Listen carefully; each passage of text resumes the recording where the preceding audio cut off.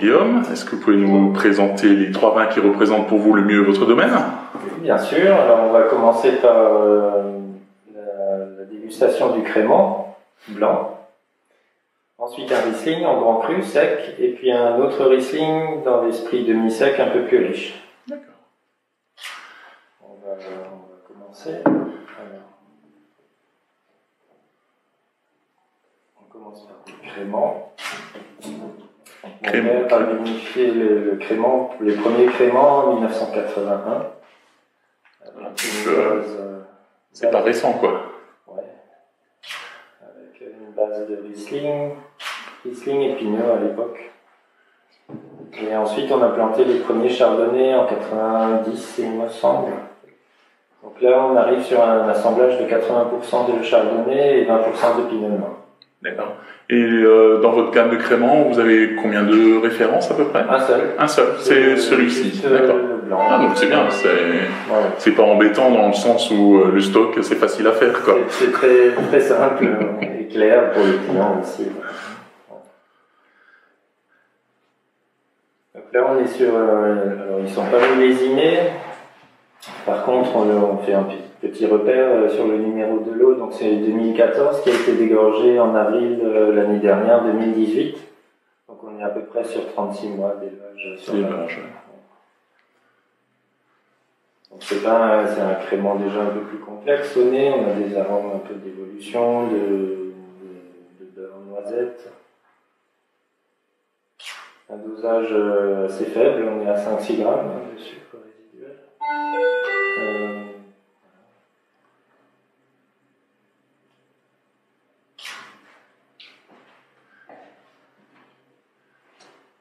En fait, l'élevage long affine aussi la bulle. La bulle, oui, tout à fait. Beaucoup de finesse, d'élégance, amenée par les cépages de chardonnay principalement, mais aussi cet élevage un peu plus long. Et là, on en parlait tout à l'heure, ça représente combien de pourcents à peu près pour vous le crément? C'est entre 15 et 20%. Oui, 15-20% grosso modo, ouais. D'accord. Donc ça représente déjà une belle part maintenant, le crément a pris de l'ampleur. Ouais. On est d'ailleurs en train de construire une nouvelle cave pour le crément, justement pour faciliter le stockage. Et puis... J'imagine que votre papa a vu l'évolution de la prise justement du crément, quoi, qui doit être quand même assez importante, quoi. Surtout avec 36 mois de latte, ça nécessite beaucoup de stockage. Oui, ça prend un peu de place. Ouais. Et là, typiquement, là bientôt il est 4 heures là, c'est l'heure du goûter. Typiquement, avec une sucrerie, qu'est-ce que vous nous proposeriez? Le crément, ça serait un bon accompagnant. Maintenant, après, on peut aussi aller sur un muscat ou d'autres cépages. Mais le crément, c'est le vin de tous les moments. De tous les moments, ouais. D'accord. Et là, typiquement, on est sur un crément qui peut faire un repas complet ou finalement plutôt festif. Moi, je dirais que ça fait un peu les deux. Vu qu'on est relativement sec, c'est un crément de caractère. Donc, on est plutôt sur un vin vif. Sec, et aussi en même temps festif, facile. Tout à fait, oui. Alors, le Riesling sur l'Altenberg de Berbitten. Alors, on est sur quoi comme terroir là, Altenberg de Berbitten? C'est marneau calcaire avec du gypse. D'accord. Donc, c'est assez particulier, ça marque beaucoup des vins. Alors, on est sur une structure large, en général assez riche, mais en même temps on a une finesse amenée par des acidités assez marquées, mais en même temps très fine, quoi. Donc là on est sur le Riesling Altenberg 2017. 2017? Ouais. Déjà, vous avez une telle demande, c'est pour que vous arriviez à... Ouais, on commence à vendre les premières bouteilles, mais en même temps on a aussi d'autres millésimes. D'accord. Quelques 2011 encore, 2013, les dernières bouteilles 2016 qui sont grandes. Le 17, c'est un millésime que j'aime beaucoup parce qu'on a beaucoup de fraîcheur, des vins très droits, un peu assez stricts, et en même temps du volume, quoi. la matière. Ouais.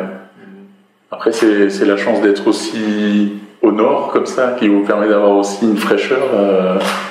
Peut-être, ouais, mais et des sols surtout qui. Oui, les sols. La situation de l'Altenberg, c'est très particulier parce qu'on est un peu dans une cuvette, on est protégé des quatre côtés. Il y a la colline du Charard qui nous protège à l'est. Après, il y a les collines sous-vosgiennes à l'ouest, les collines au nord le coteau de Marlenheim, Wangen qui protège. Et au sud, c'est Dingolsheim, Molsheim. Et on a la vallée de la Bruche qui est ouverte aussi, qui favorise un ensoleillement assez important. C'est vraiment très particulier Donc finalement le matin vous avez de la fraîcheur et l'après-midi un bon soleil. Ouais. Mais en fait, voilà, alors on a des maturités. Moi, les argiles, c'est des terroirs assez frais quand même. Ils mettent un peu de temps à se réchauffer au printemps, mais une fois qu'ils sont chauds, on a beau avoir un été un peu plus vieux ou plus frais, c'est des sols qui travaillent, quoi. La vigne continue son cycle. Elle ne se repose pas. Voilà. Et alors, ce Riesling, qu'est-ce qu'il nous dit de beau? Bon, alors c'est pas très expressif, hein, c'est pas Hollywood et c'est plutôt sur la retenue pour l'instant, c'est forcément un millésime jeune encore. Mais on sent le potentiel, déjà la complexité aromatique. Et après, avec le recul, c'est des vins qui ont toujours besoin d'un peu de temps, 4-5 ans, 6 ans, 7 ans pour s'ouvrir, pour s'exprimer, pour commencer à avoir un peu le profil des vins et se faire plaisir. Alors là, on est plutôt sur des notes florales, fruitées, pardon. La minéralité est un peu marquée, là, forcément.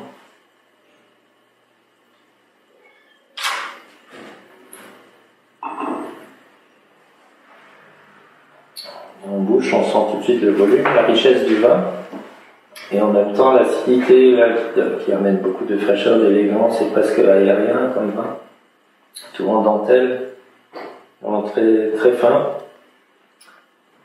Mais comme dit, voilà, il y a la rondeur, la matière aussi, la puissance un peu qui pousse un peu l'ensemble.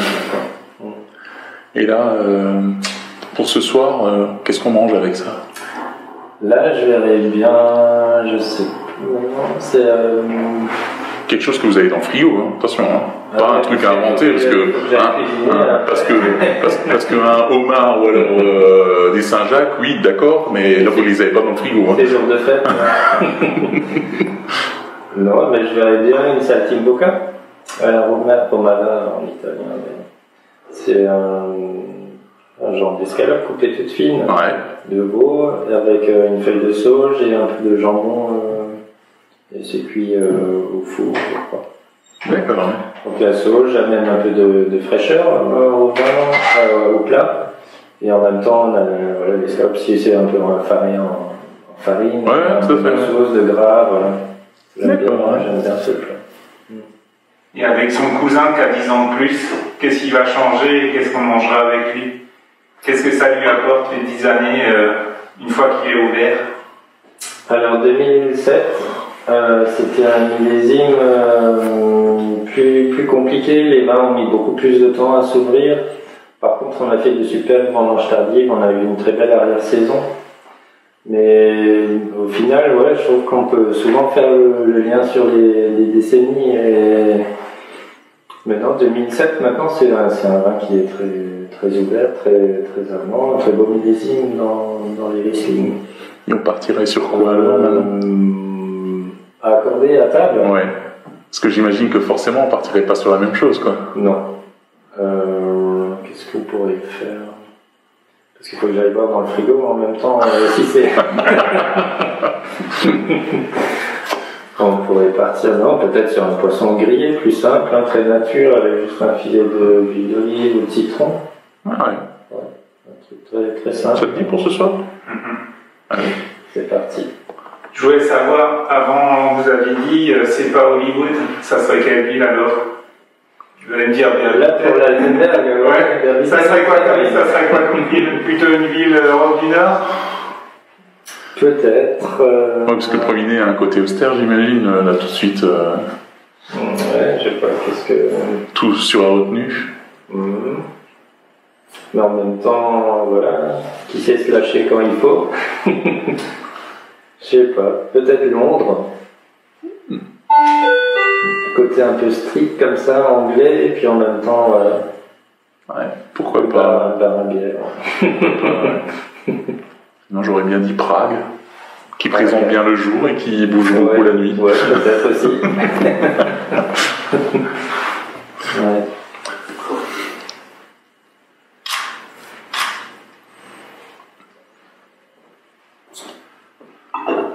Et il commence à s'ouvrir déjà un petit peu. Donc finalement, il faudrait presque carafer alors. On pourrait, ouais, les jeunes, que ce soit des jeunes ou des très vieux, ouais. Ça leur fait du bien. Ouais. Allez, zou. Ça c'est au suivant, je vais peut-être chercher un crachoir. Quoi Picoler, non mais oh. Mais incroyable ces gens qui boivent plus de nos jours. Hein. Et en plus ils se disent producteurs. Non mais.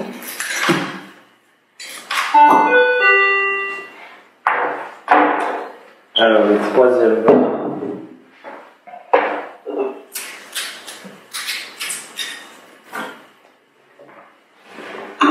Ça va être toujours la Riesling. Alors la cuvée s'appelle Kaplan. Kaplan c'est le nom du lieu-dit en fait dans l'Altenberg de Berlitten en 2015. D'accord. Et pourquoi vous avez différencié ce lieu-là par rapport au Grand Cru?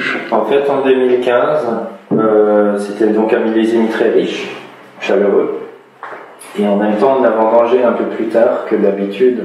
Donc ça a fait des vins très, très opulents, assez concentrés. Et en plus de ça, la fermentation a duré plus que d'habitude. Donc il a fermenté au final jusqu'en septembre 2016. Ah ouais. Sans toutefois finir tous les sucres. Donc c'est un équilibre demi-sec à peu près. Mais autant j'aime bien les vins très secs, très droits. Autant ce style-là me fait plaisir aussi.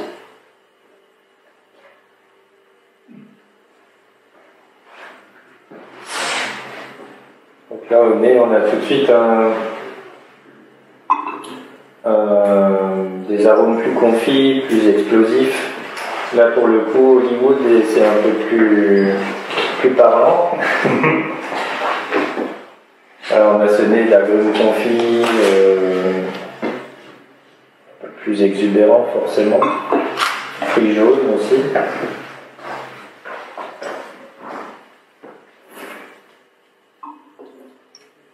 Traduction du lieu-dit, il y a une traduction ou c'est Kaplan. juste Kaplan? Ouais, alors Kaplan en fait ça vient de Kapellen, la chapelle.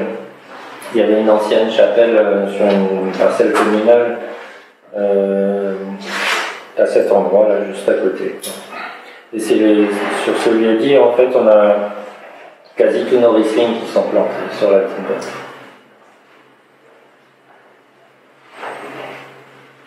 Donc en bouche, forcément, il y a plus de volume, plus de richesse. On perçoit une belle salinité, de la matière, et en même temps le côté un peu confit qu'on retrouve, et une très belle longueur aussi. C'est un vin très, très complexe en fait. Taillé pour la garde. On retourne dans le frigo. Enfin, d'abord, je sais pas. Là-dessus, moi, on est sur le foie gras, c'est un accord un peu classique, mais sinon en cuisine sur un autre plat, on pourrait aller sur un émincé aux fruits, quelque chose, des accords sucrés-salés un petit peu. Ça peut être sympathique. Type émincé ananas ou abricot, ce genre de plat. Après forcément la cuisine épicée, exotique, thaï ou indienne, ça peut aussi coller. Après forcément, comme dit, c'est un vin pour la garde, donc d'ici 15-20 ans, il va se goûter, la perception du sucre, ça va changer, on va le goûter plus sec, et là pourquoi pas, on peut aller même sur un poisson ou une viande blanche, pourquoi pas.